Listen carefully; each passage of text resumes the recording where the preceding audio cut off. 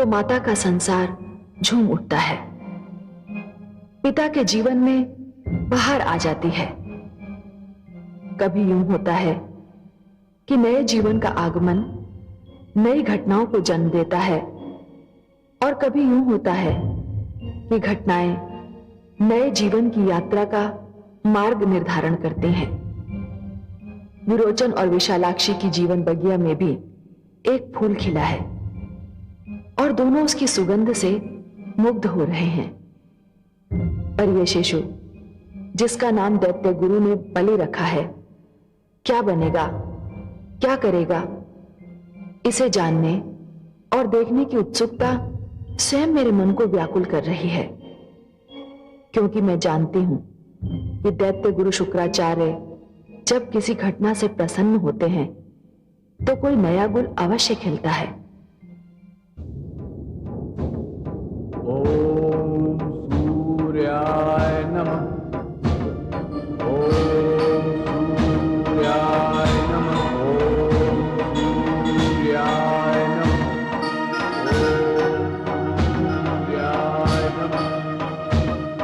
ओम सूर्याय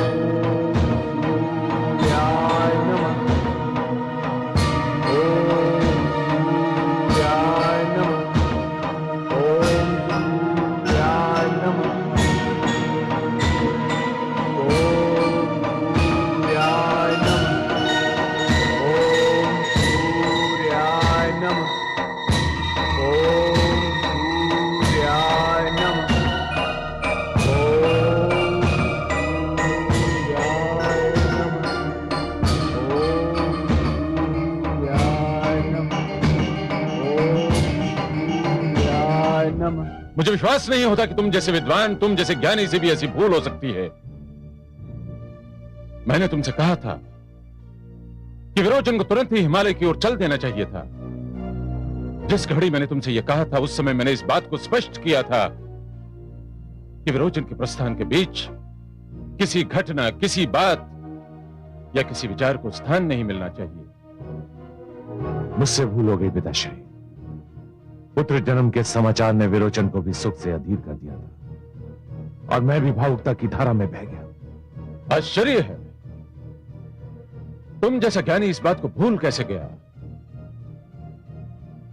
कि मूल नक्षत्र में जन्म लेने वाला पुत्र स्वयं ही अपने पिता की मृत्यु का कारण बन सकता है। तो क्या इस भूल का कोई प्रायश्चित संभव नहीं? तो क्या अब कुछ भी नहीं हो सकता? अब तो आशा की केवल एक ही किरण दिखाई दे रही है। कौन सी किरण पिताश्री? यदि सूर्यदेव ने विरोचन की साधना स्वीकार कर ली तो कदाचित विरोचन के सर पर मंडराता मृत्यु का संकट दूर हो जाए। यह सब अब सूर्यदेव की कृपा पर है।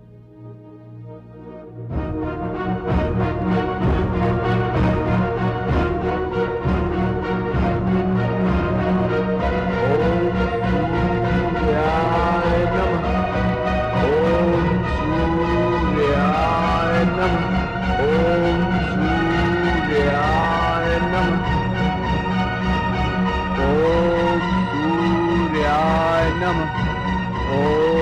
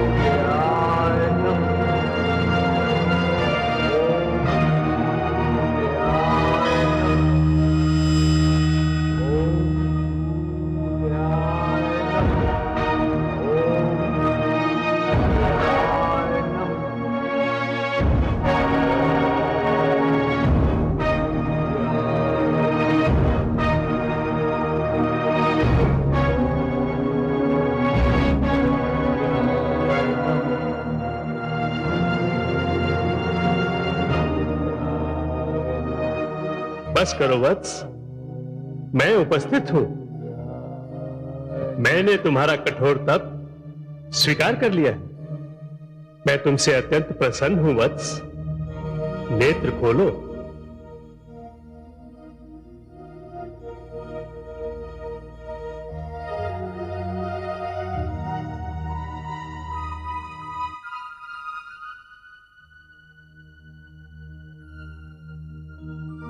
सूर्यदेव,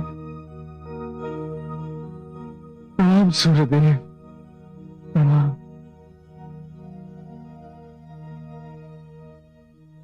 मांगो साधक, क्या वरदान मांगते हो?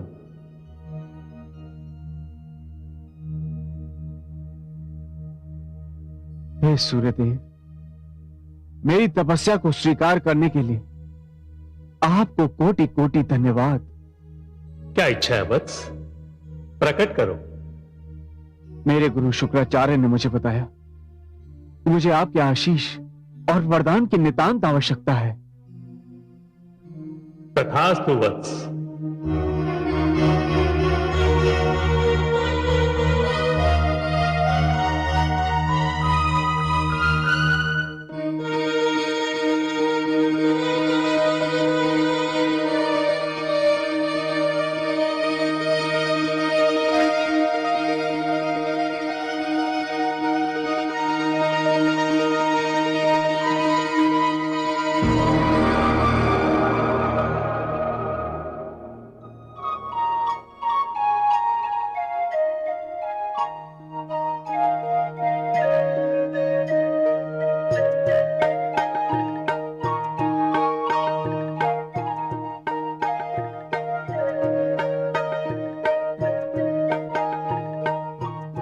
जब तक यह मुकुट तुम्हारे पास रहेगा, तुम्हें अचानक और अकाल मृत्यु का भय नहीं रहेगा। अचानक और अकाल मृत्यु का भय? हां वत्स, तुम्हारे गुरुदेव ने कदाचित स्नेह के कारण तुम्हें यह नहीं बताया कि तुम्हारे सिर पर अचानक और अकाल मृत्यु का संकट मंडरा रहा है। उन्हें इसकी सूचना उनके पिताश्री तथा महान ज्योतिषाचार्य भृगु ऋषि ने दी थी। परंतु चिंता मत करो, यह मुकुट अब इस अचानक और अकाल मृत्यु के संकट के विरुद्ध सुरक्षा चक्र सिद्ध होगा। यह तुम्हारी कठोर तपस्या का पुरस्कार है वत्स।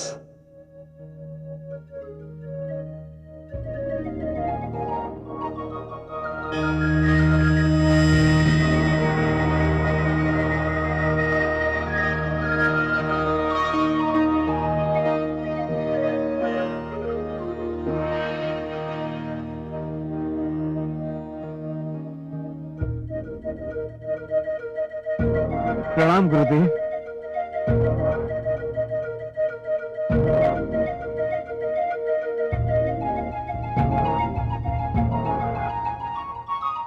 आओ प्रिय शिष्य, तुम्हारा स्वागत है। प्रणाम गुरुदेव, प्रणाम। गुरुदेव, आपकी कृपा से मेरी तपस्या संपूर्ण हुई। संपूर्ण भी हुई और सफल भी हुई, मुझे ज्ञात हो चुका है। हाँ गुरुदेव, परंतु गुरुदेव, आपने तो मुझे इस तपस्या का कारण और उद्देश्य नहीं बताया था। तुमने कारण पूछा भी तो नहीं था वत्स। गुरुदेव, मेरे लिए तो आपका आदेश ही बहुत था। गुरु से उसके आदेश का कारण पूछना मुझे शिष्य धर्म के विपरीत लग रहा था। गुरुदेव, मुझे स्वयं सूर्य देव ने इस तपस्या का कारण बताया। हाँ वत्स, मेरे लिए तुम पुत्र समान हो और तुम्हें बताने में मुझे संकोच हो रहा था कि तुम्हारे प्राणों को संकट है। परंतु गुरुदेव, आपके आशीर्वाद से और सूर्य देव की कृपा से यह संकट टल चुका है। सूर्य देव ने यह स्वर्ण मुकुट देकर मुझे आश्वासन दिया है, यह मुकुट मेरी हर संकट से रक्षा करेगा। मैं बहुत प्रसन्न हूं वत्स, बहुत प्रसन्न हूं। दीर्घायु भव। अब राजभवन में तुम्हारा परिवार तुमसे मिलने के लिए व्याकुल है। तुम्हारा पुत्र भी बड़ा हो चुका है और एक लंबी अवधि के लिए राजभवन से बाहर जा रहा है।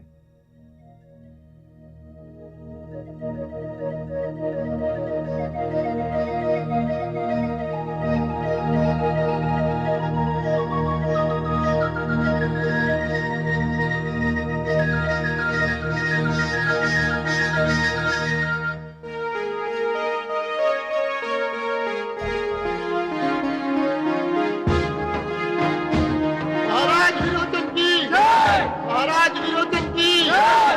महाराज विरोचन की जय।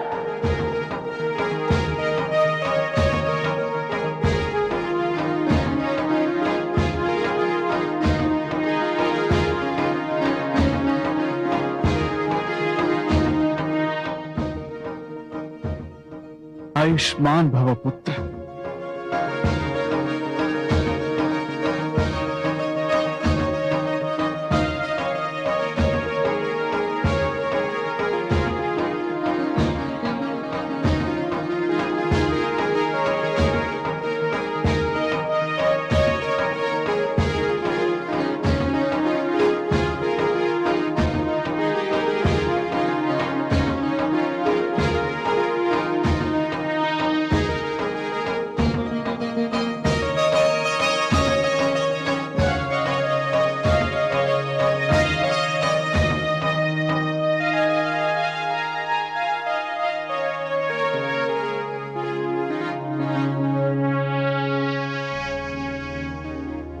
गुरु शुक्राचार्य कह रहे थे कि मेरा पुत्र एक लंबी अवधि के लिए कहीं बाहर जा रहा है। हाँ स्वामी, दैत्य गुरु शुक्राचार्य का ये आदेश है कि मैं पुत्र बलि को अपने पिताश्री विशालाक्ष के पास भेज दूं, जहाँ यह अध्ययन भी करेगा और शस्त्र विद्या भी सीखेगा। यहाँ आओ पुत्र।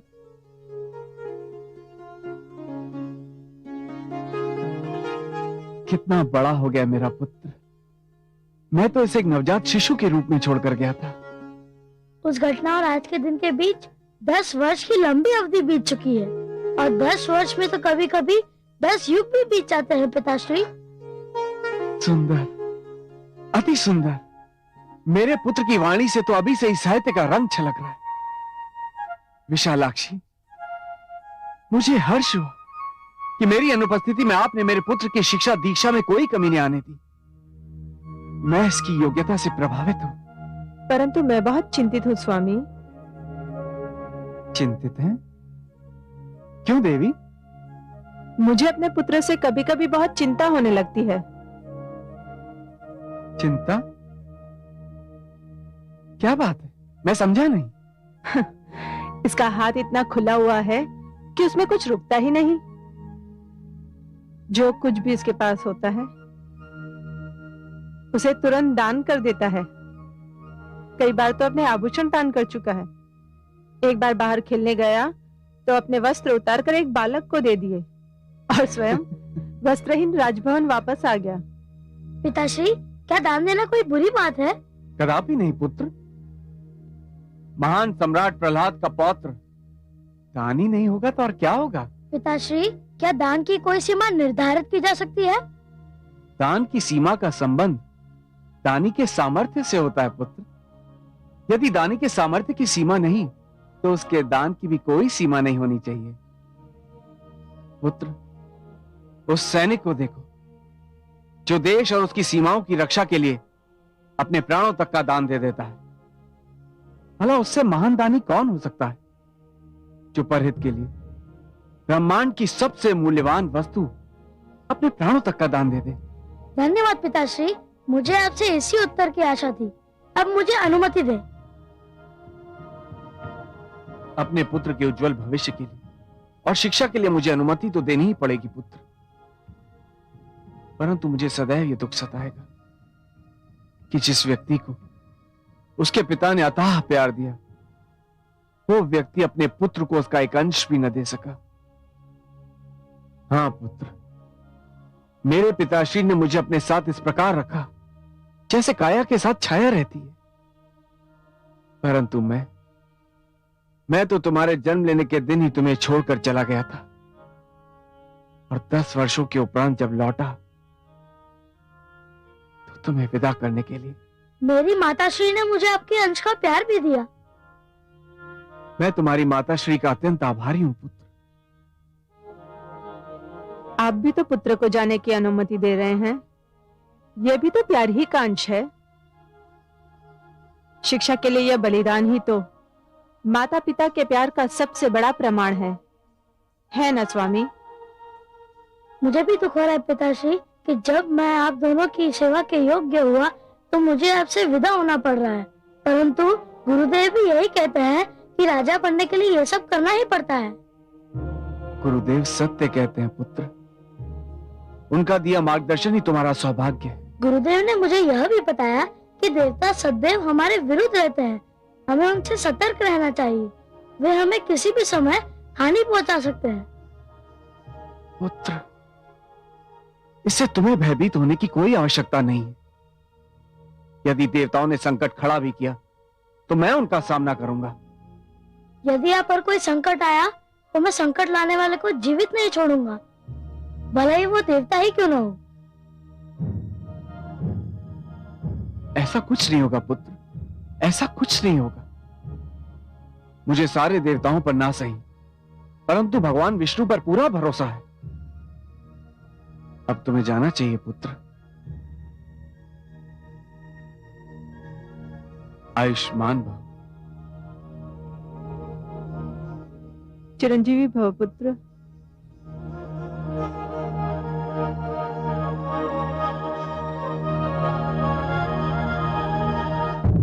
मैं मां हूं, धरती मां।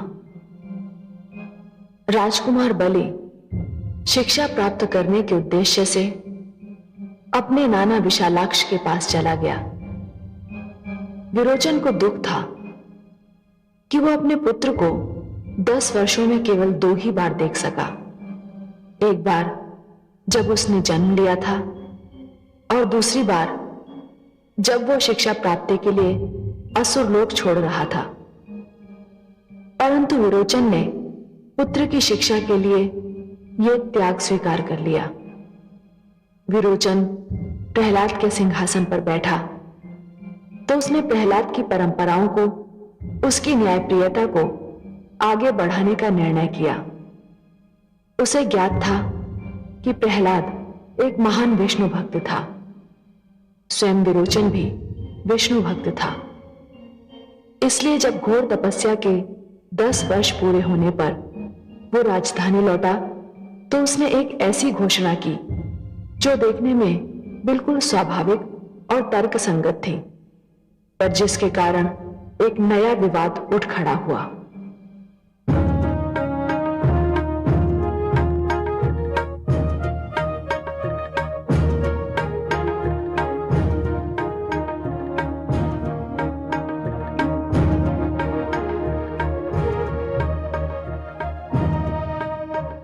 यशस्वी भव। आसन ग्रहण कीजिए।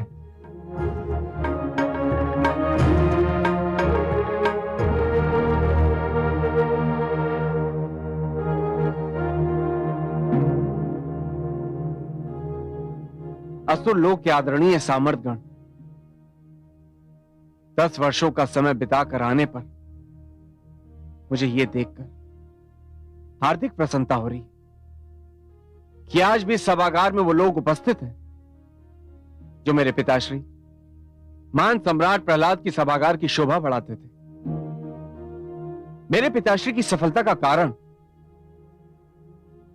उनका अपना चरित्र, उनकी अपनी निष्ठा, उनका अपना स्वभाव तो था ही, पर आप जैसे महान व्यक्तियों का योगदान भी था।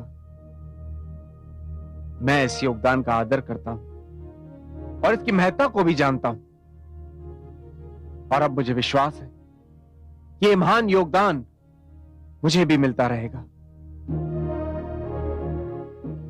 मैं सभागार में उपस्थित समस्त सामंतों, मंत्रियों और सेनानियों की ओर से सम्राट विरोचन को अपने सहयोग और असुरलोक के सम्राट और अपने सिंहासन के प्रति अपनी निष्ठा का आश्वासन देता हूं। सम्राट विरोचन की जय! सम्राट विरोचन की जय! सम्राट विरोचन की जय! सम्राट विरोचन की जय! धन्यवाद महामंत्री। धन्यवाद सामंतगण।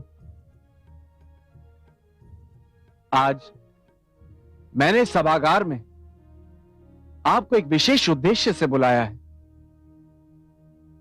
आप सब तो जानते हैं, मेरे पिताश्री महान विष्णु भक्त थे। विष्णु भक्ति की राह में उन्होंने कभी भी किसी से भी कोई समझौता नहीं किया। मैं भी अपने पिताश्री के पद चिन्हों पर चलना चाहता हूं। भगवान विष्णु पर मेरा भी अटूट और अटल विश्वास है, पर यह देखकर मेरे दुख की सीमा नहीं रहती जब मेरे राज्य में भगवान विष्णु की कम और दूसरों की अधिक पूजा होती है। इसीलिए मैं आज से यह घोषणा करता हूं कि असुर लोक में केवल भगवान श्री विष्णु की उपासना की जाएगी। केवल वही हमारे पूज्य हैं। उनके अतिरिक्त किसी और को पूजनीय नहीं समझा जाएगा। भगवान श्री विष्णु के अतिरिक्त किसी और की पूजा या यज्ञ में किसी और का नाम आज से वर्जित घोषित किया जाता है। गुरुदेव, क्या आप मेरी इस घोषणा से सहमत हैं? सर्वथा सहमत हूं महाराज। धन्यवाद गुरुदेव, आपकी सहमति ने मेरी घोषणा को बल दे दिया है।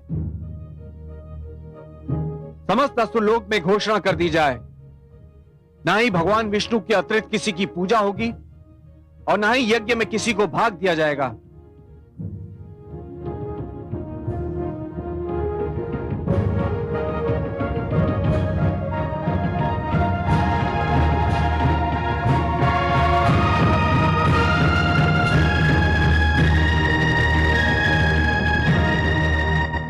क्या अर्थ है इस घोषणा का वरुण देव?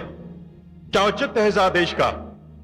क्या सम्राट विरोचन वर्षों से स्थापित शांति के वातावरण को फिर नष्ट करना चाहता है? क्यों बैर दिखा रहा है हमसे? उसके विचार में हम देवता पूजा के अधिकारी नहीं हैं। क्यों नहीं है?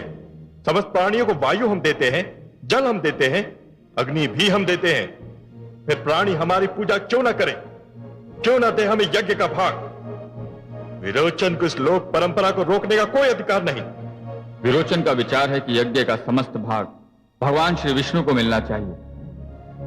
केवल वे ही पूजा के योग्य है। लक्ष्मीपति तो इतने महान हैं कि उन्हें यज्ञ के भाग की आवश्यकता ही नहीं।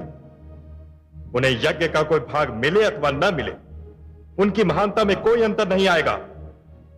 परंतु हमें तो यज्ञ के भाग की आवश्यकता है। केवल इसी से हमारी महानता सिद्ध होती है। यदि विरोचन ने अपना आदेश नहीं लौटाया तो फिर हमें कुछ करना पड़ेगा। क्या है आपके मन में देवराज? हमें क्या करना पड़ेगा? विरोचन का वध। विरोचन का वध? विरोचन का वध? विरोचन का वध? क्या इतिहास फिर से स्वयं को दोहराने वाला है देवराज? क्या कहना चाहते हैं आप? हमने पहले भी तो प्रहलाद का वध करना चाहा था। वो मेरी भूल थी। मुझे आभास नहीं था कि दुष्ट हिरण्यकश्यप का पुत्र विष्णु भक्त भी हो सकता है। कहीं विष्णु भक्त प्रहलाद के पुत्र विरोचन के विषय में अनुमान लगाने में हमसे फिर से कहीं एक बार भूल न हो जाए। कदापि नहीं। उसने खुल्लम खुल्ला हमें चुनौती दी है, हमें ललकारा है। उसका वध उसकी चुनौती का उत्तर होगा। मुझे खेद है देवराज, विरोचन का वध भी संभव नहीं है। क्यों संभव नहीं? उसकी तपस्या से प्रसन्न होकर मैंने विरोचन को एक रत्न जड़ित मुकुट दे दिया है। जब तक वो मुकुट उसके पास है, कोई उसका वध नहीं कर सकता। मुकुट उसके पास रहता है या नहीं, इसकी चिंता करना भी मेरा कार्य है और इसका उपाय करना भी। आप चाहे हमारे पक्ष में हो या ना हो, परंतु विरोचन का वध करना हमारे लिए नितांत आवश्यक हो गया है।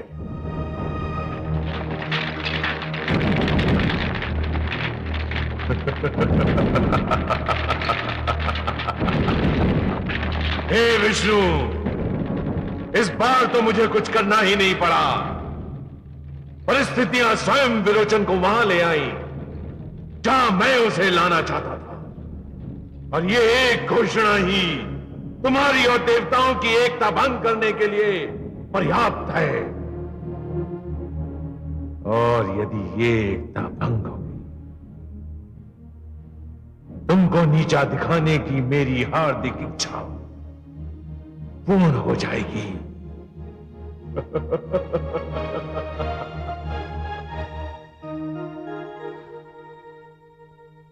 नहीं मानेंगे, दैत्य गुरु शुक्राचार्य कदापि नहीं मानेंगे। क्या हुआ महादेवी, आप निराश क्यों हैं? निराश नहीं हूं कमल नयन, किंतु दैत्य गुरु शुक्राचार्य ने मुझे बहुत दुखी कर दिया है। अब क्या किया उन्होंने? अच्छा भला सुख और शांति का वातावरण छाया हुआ है चारों ओर, किंतु दैत्य गुरु को कदाचित सुख और शांति भाती ही नहीं।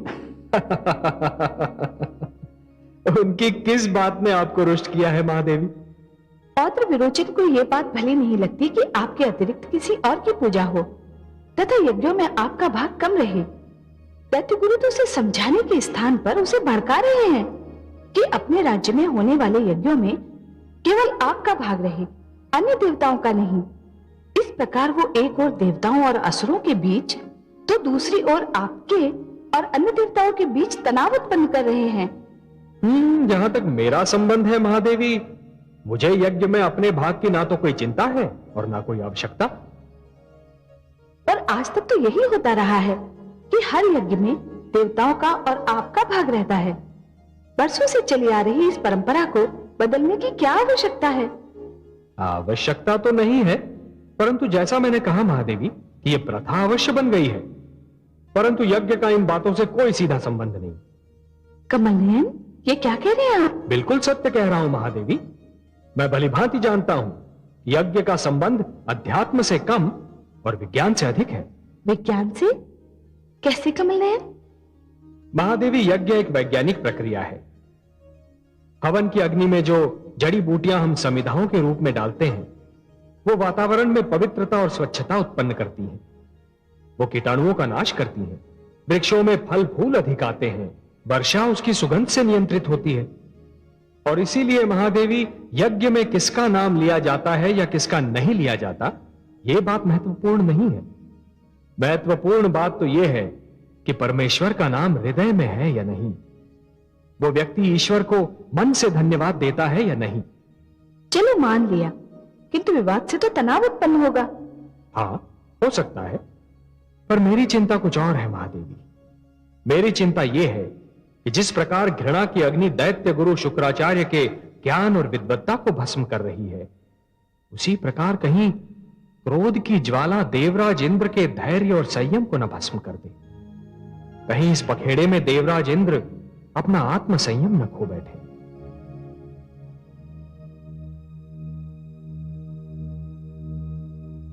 महाराज, महाराज। क्या बात है महारानी, बहुत प्रसन्न लग रही हैं। लगता है कोई शुभ संदेश लेकर आई हैं आप। बहुत शुभ। एक माता के लिए इससे अधिक शुभ संदेश क्या हो सकता है कि उसका पुत्र शिक्षा से परिपूर्ण हो गया। तो क्या मेरे पुत्र बलि ने शिक्षा समाप्त कर ली? शिक्षा तो कभी समाप्त हो ही नहीं सकती स्वामी।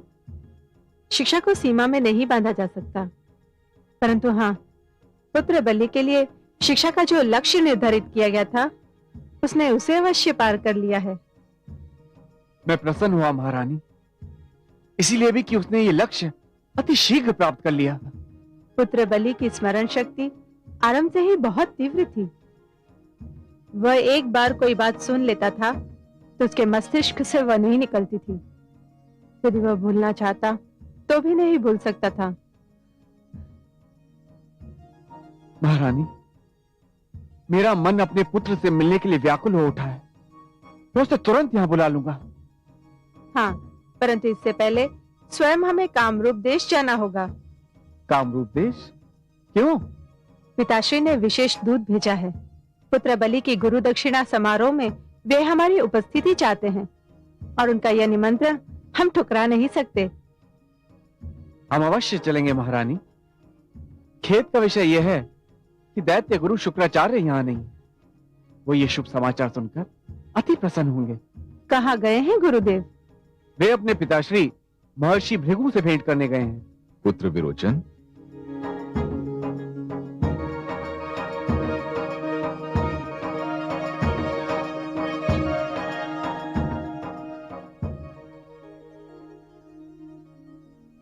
प्रणाम तायाश्री। अखंड सौभाग्यवती भव, प्रणाम तायाश्री। आयुष्मान भव। पुत्र शिक्षा का धर्म भली भांति निभाने पर तुम दोनों को मेरी ओर से बहुत बहुत बधाई हो पुत्र। मैं दूत से मिल चुका हूं और तुम दोनों के साथ जाने के लिए सेना की टुकड़ी तैयार करवा देता हूं। सेना की टुकड़ी? परंतु सेना की क्या आवश्यकता है? तुम दोनों अकेले तो नहीं जाओगे ना पुत्र? तायाश्री, हम अपने पुत्र से मिलने जा रहे हैं, किसी से युद्ध करने नहीं। ये मत भूलो पुत्र कि तुम असुर लोक के सम्राट हो। सम्राट। मेरे पिताश्री भी सम्राट थे, परंतु आप भूल रहे। एक बार भयंकर आंधी और वर्षा में उन्होंने मेरी रक्षा के लिए सेना को भेजने से मना कर दिया था। अपने पुत्र से मिलने जाना मेरी व्यक्तिगत समस्या है और उससे मिलने के लिए महारानी और हम अकेले जाएंगे। क्यों महारानी? मैं तो वही करूंगी जो मेरे स्वामी की इच्छा है।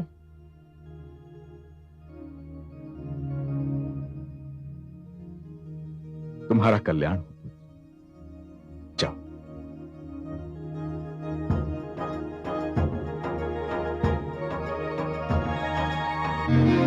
हे सर्वेश्वर, मुझे अपने पौत्र विरोचन पर गर्व हो रहा है।